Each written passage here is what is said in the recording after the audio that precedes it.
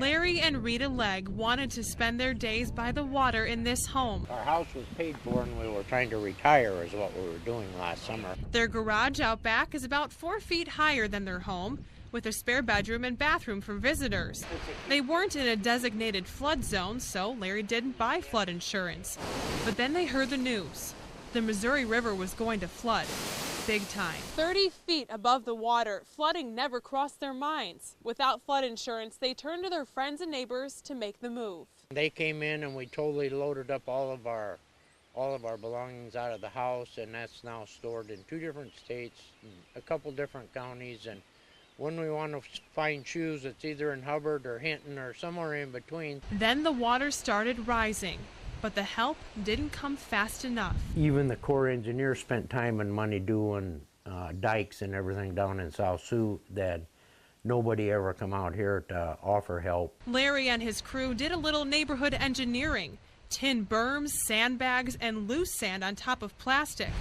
But the river was too high. The water was 2 feet high in our living room and stayed there for 2 months, which is a normal flood, just comes and goes and the next day you're cleaning up. This one stayed for 2 months. When the water receded, this is what was left of Larry's retirement home.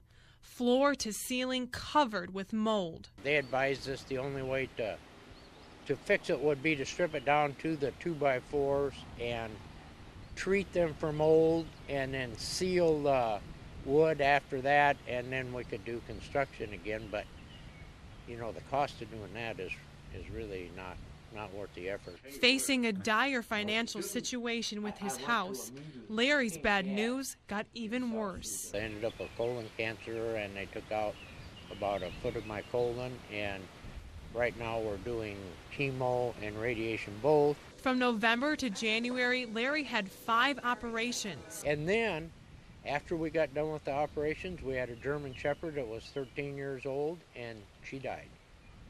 So it's pretty hard to go through all that, but you have to figure out a way to do it. With the house destroyed and cancer threatening Larry's life, the Leggs needed help. All the neighbors have helped us out up here. It's a pretty good place to live. Coming up tomorrow, see how friends and family came together and how far Larry and Rita have come since the flood took almost everything.